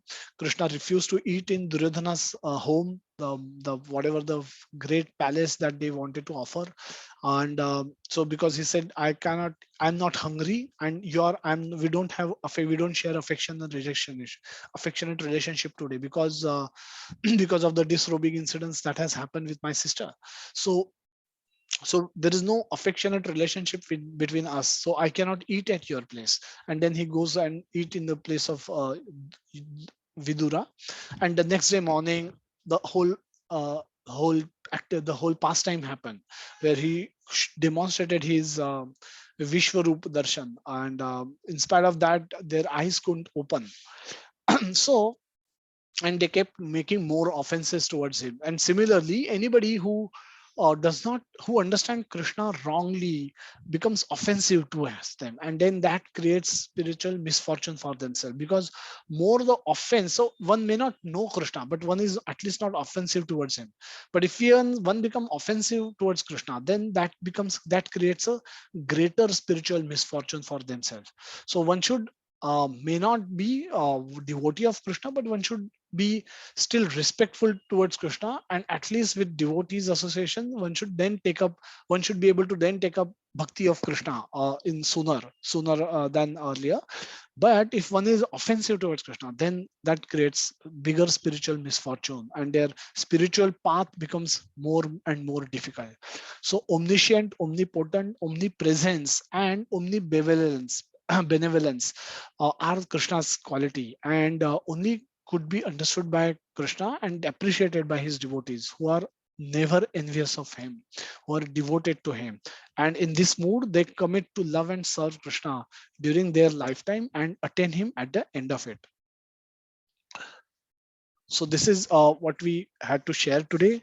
Our daily facility for cultivating remembrance of Krishna, the japa session, chanting session, which happens in the morning, and the FCC session, the reading of Bhagavad Gita session. We are on chapter 18. We are concluding chapter 18. January we'll aim to start with chapter 1. So please join if you are missing out on these chapters, reading of Bhagavatam, reading of Bhagavad Gita, and morning japa. If you are missing out on this, please start taking using this facility, taking benefit of this facility, so that we can cultivate our Krishna consciousness and help it grow, and so that our mission can become successful at the end of our life. So this is we'll stop here, and we'll take any comments, questions that anybody may have before we conclude today. Krishna Prabhuji. Hare Krishna Prabhuji. Prabhuji, that entire discussion of giving the explanation of Supreme Personality of Godhead, we have gone through all these things, and enjoyable and also inspiring to get on the path. I have just one question having in my mind, so I thought I'll just when is it yada yada hi dharma, that was the thing abhyata. So told here is whenever something is happening on this earth, then they will be coming, God will be coming. But the entire episode of Mahabharata was there when Krishna was at the same time. So Duryodhana same age and the same time frame, and entire life of Krishna was into the Mahabharata, and some other demons came in between, and all those happened. But no such evidence on the dharma before Mahabharata, and also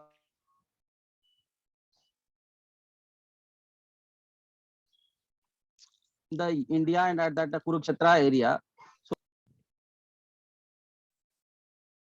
So when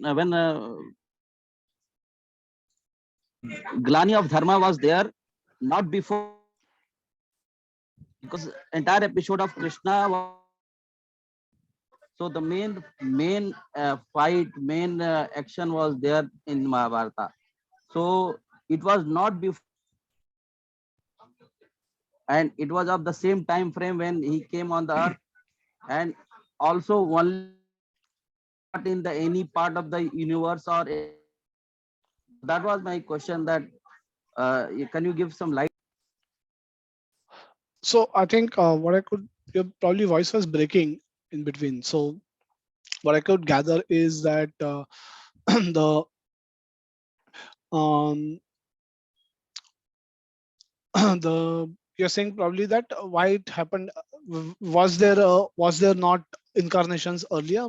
Is that what can you briefly restate your question? Because what I could understood is that you're saying why was that the only period when there was a Glani where Krishna had to appear, and prior to that in his history of the world he didn't have to appear. Is that the question? Yeah, Prabhuji, yada Bharata. So in entire of Mahabharata, the activity which Krishna performed during Mahabharata was of his same age, like Duryodhana, Krishna, and all those were born on the similar time, and it was not before his birth of Krishna. And this Glani was there only in the Indian part of Kurukshetra, not on any other. Okay, so voice is still broken. So I'll just briefly answer what I Roji, have I'm understood. traveling. Actually, Okay, okay. I'm traveling. That's the reason. Sorry. Okay, okay. No, no problem. So are you able to hear us correctly, Broji? Is our voice correct? I can hear. Okay, okay, sure. Yeah. So the I think this question was Glanir Bhavati Bharata was when Krishna personally appears. Was that in his two-arm form? Was that the only time when there is a Glani? Now we so so two ways. I mean, there have been numerous occasions on which Krishna's different incarnations are there, avatars are there, and the Dashavatar, which starts right from the previous yugas, Satya Yuga, Kali Yuga, Satya Yuga, Dwapar Yuga, Treta Yuga, and then even in the Kali Yuga as Chaitanya Mahaprabhu, the Krishna keep appearing, and he keeps appearing by his own sweet will whenever he desires to. And there is a millennium after millennium he said he will come, and there is a schedule that he has also given, that once in the day of Brahma I will appear in my original two-arm form as Krishna, Lord Krishna himself. And otherwise my some of my plenary portions can appear, Lord Ram can appear, Lord Narsimha can appear, Lord Varahadev can appear, and the other avatars can happen, and all these can go on in a cyclical way. So wherever there is whenever and wherever there is a need to do this kind of an annihilation, the Lord will appear. Therefore that's what Krishna has said.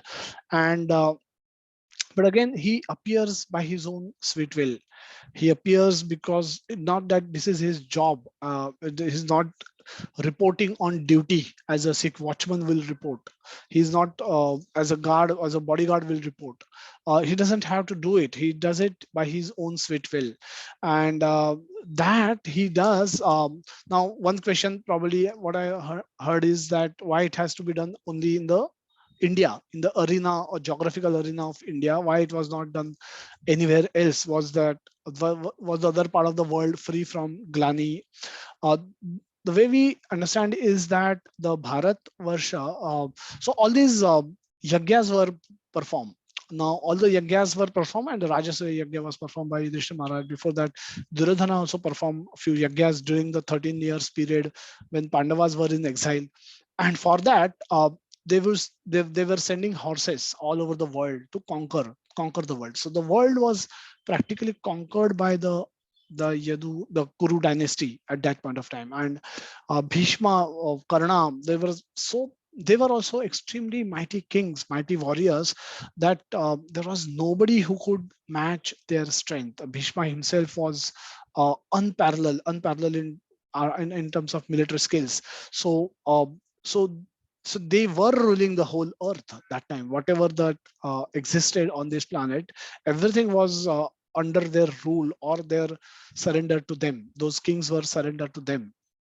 That's how we know. And why Krishna choose to appear in the Bharat Bhumi as a that's a nice, that's his, again, that's part of his personal will. That's Vrindavan. He bring his Vrindavan, bring Yamuna here, and he choose to appear here, and he can appear anywhere.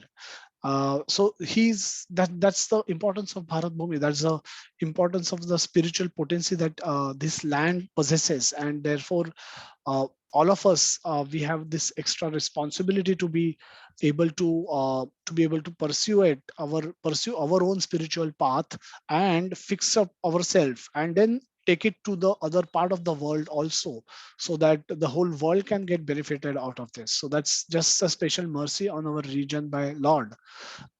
So this is how we understand it. And Prabhuji, this main culprit was Rashtra. So the actual activities started when Duryodhana wanted to be in power, and at that time Krishna was already there. So the Glanir was there along with the appearance of the Krishna, not after the Glani already happened. The whole reason Glanir could be, you can say that the Kamsa was ruling. The reason where Brahmadev, the beginning of Krishna book, there are chapters which describe how the earth was being, how the Bhudevi was tormented with the anarthas which were happening, and there were different kings who were present who were doing those anarthas. So though the Kauravas came up later and a war took place, but that was not the only purpose for which Krishna appeared. There are past descriptions when Brahmadev, all the demigods, the Bhudevi goes to gods, demigods, they along with her goes to Brahmadev, and Brahmadev goes to Lord Vishnu, and there where he assures him that he is going to soon take birth as a son of Devaki and Vasudev, and will perform pastimes in the Gokul arena. So Bhudevi was already being tormented by anarthas, by the by the Papa Agho. So all those things were already going on, and that was the time chosen by Lord for making his personal appearance.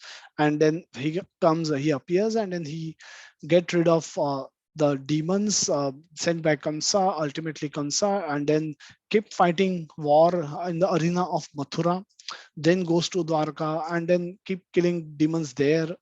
Demons started attacking the Dwarka Nagari, and there he was fighting wars. So he was in this business all the time. But at the same time, killing demon is not the sole purpose.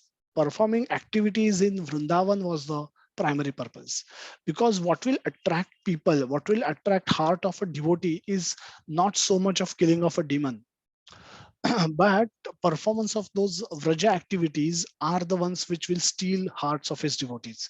So though the demons could be killed in some other way, the Lord's appearance come for performing Leela. And the Leelas can happen. Leela happens when the Leela or a play that happens when those activities get manifested in a very dramatic way, as they did in Vrindavan, where everybody is fearful of Krishna being trapped in the Kaliya. In the clutches of Kaliya, they are fearful that Krishna is taking a sky ride, taking a flight with Trinavarta, going so high up in the air that he's not visible. People faint.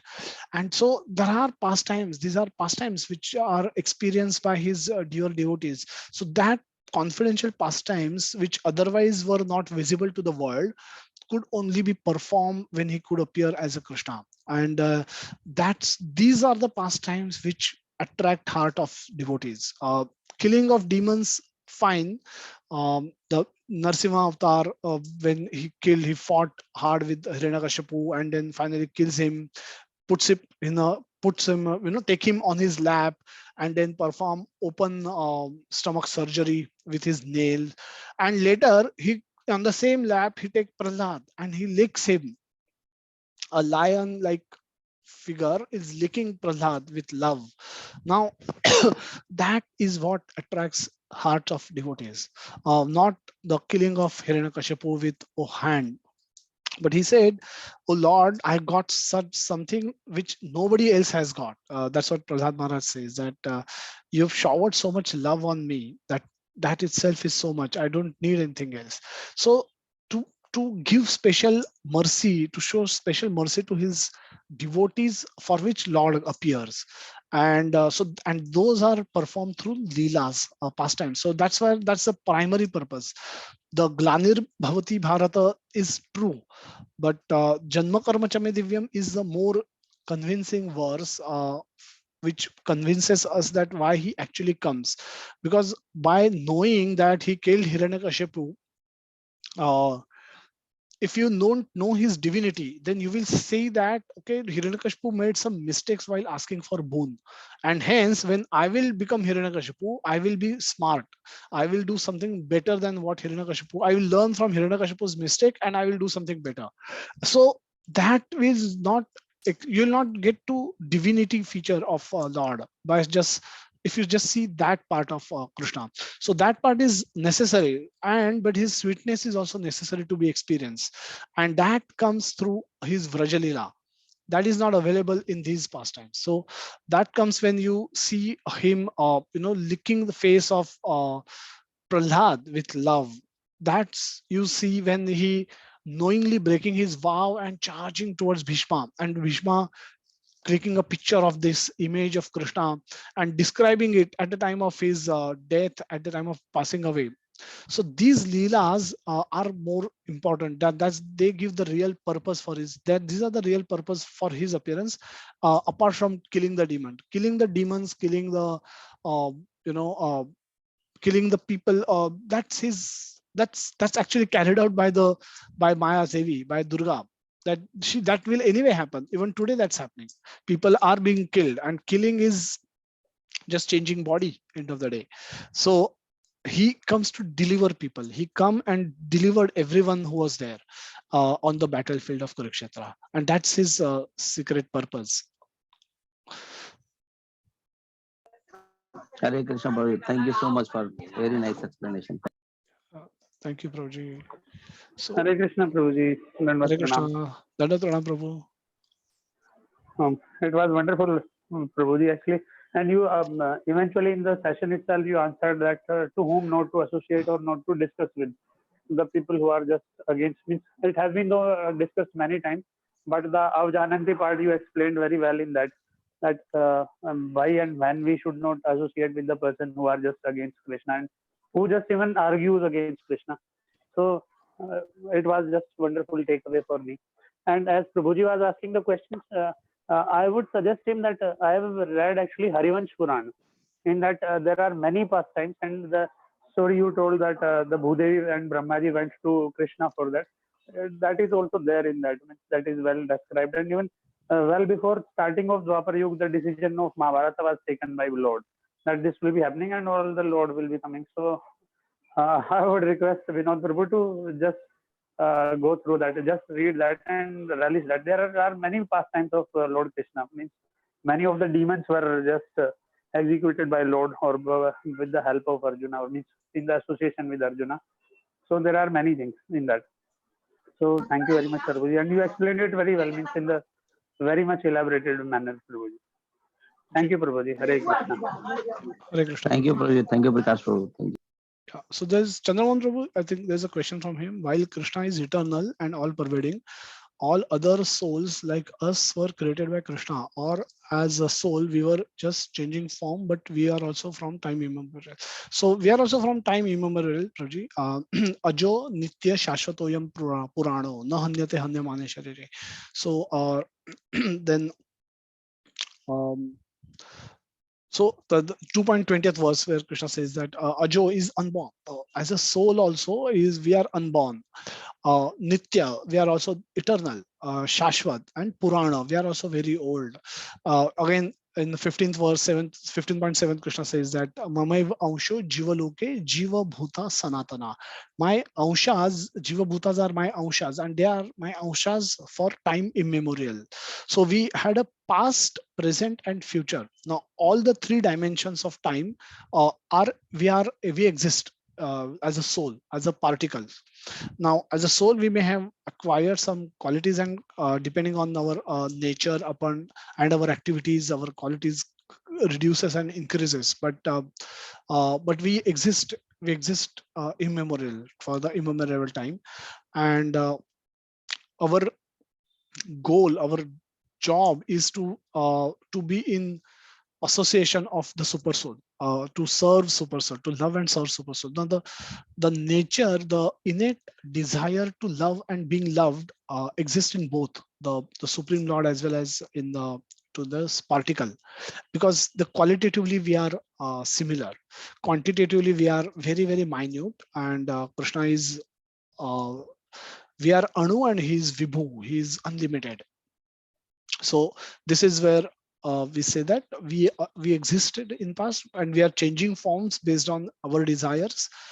We are getting desires and activities which we keep getting new bodies, and we existed, everything existed, we existed from the spirit, we came from the spiritual world, and therefore we have a longing where we have experienced the where we have prior experience of eternal life. We have taken prior experience of eternal life and therefore we have this longing in this world for eternal life.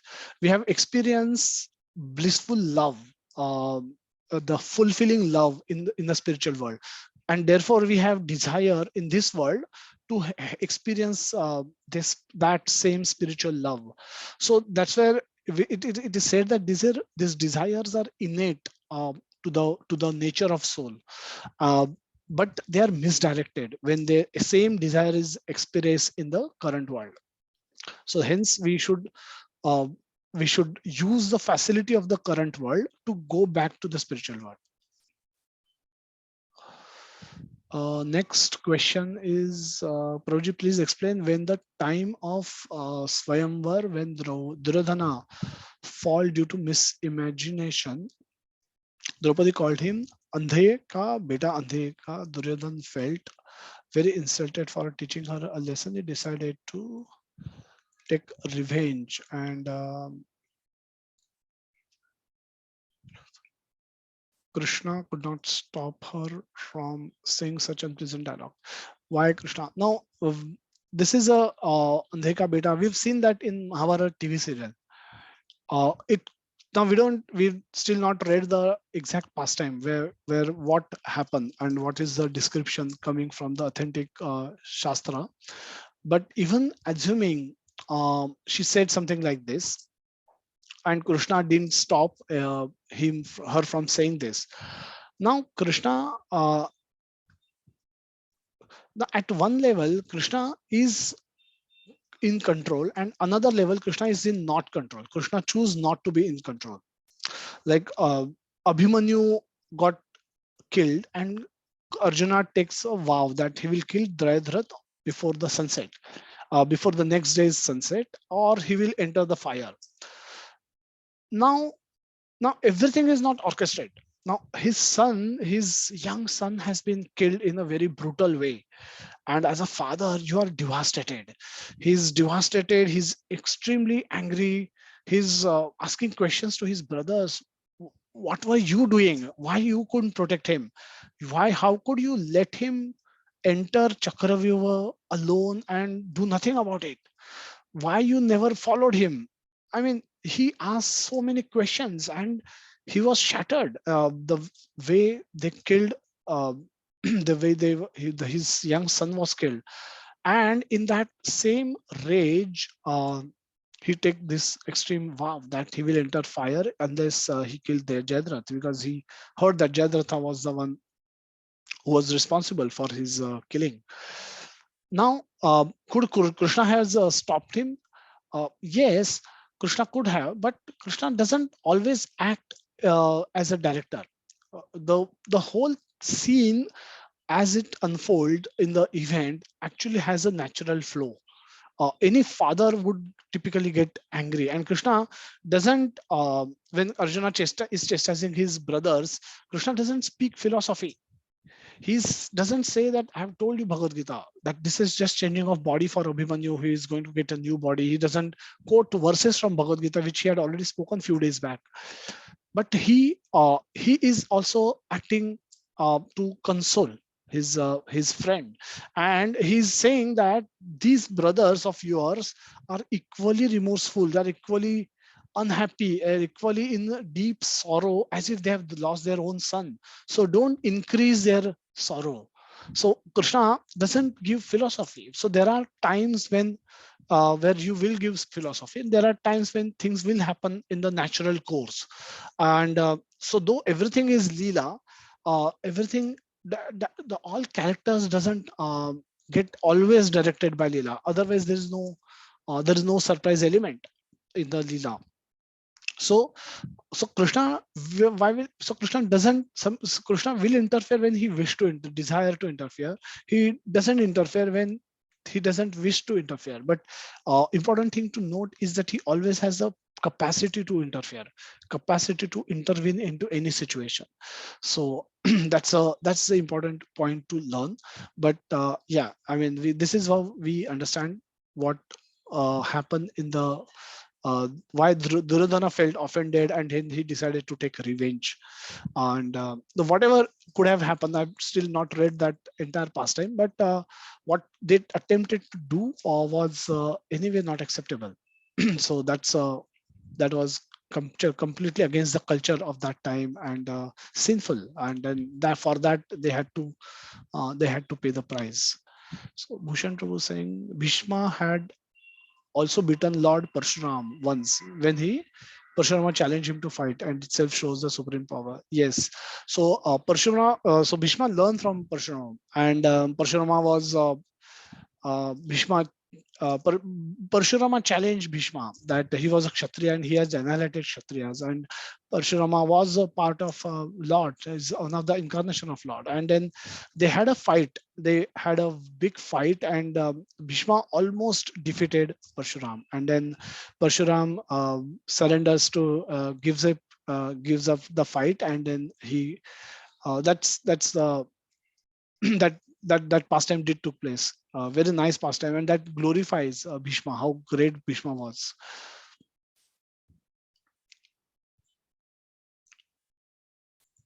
Okay, thank you, Prabhuji. Thanks, Harish Prabhu. So no more questions in the chat box. So unless we have any, so next week we will see if Kashyap Prabhu can take the sessions so that our discussion can continue, because he is unlikely to come to Jagannath Puri. But we will give you the instructions for the next session tomorrow, in the week coming.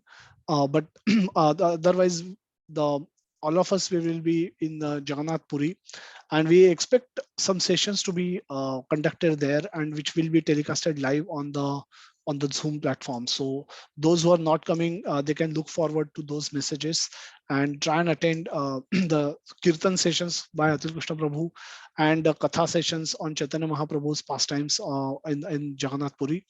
And there are so many to talk about, so many nice, lovely pastimes which took place in last 24 years of Lord Chaitanya Mahaprabhu's Leela in Jagannath Puri, where he spent all of his time there. And so lot to look forward to this yatra, and we hope all of you are able to join us in the future yatras whenever they will happen. But try and release this at least online, and hopefully we should be able to do that telecast.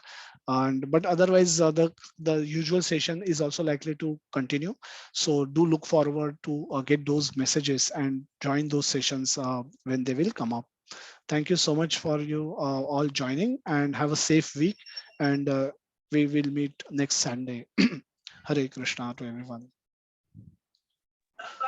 Great. Thank you, Prabhuji. Hare Krishna. Hare Krishna Krishna, Prabhuji, Pranam. Dandavat Pranam. Thank you so much. Dandavad Pranam, Hare Prabhuji. Krishna Prabhuji.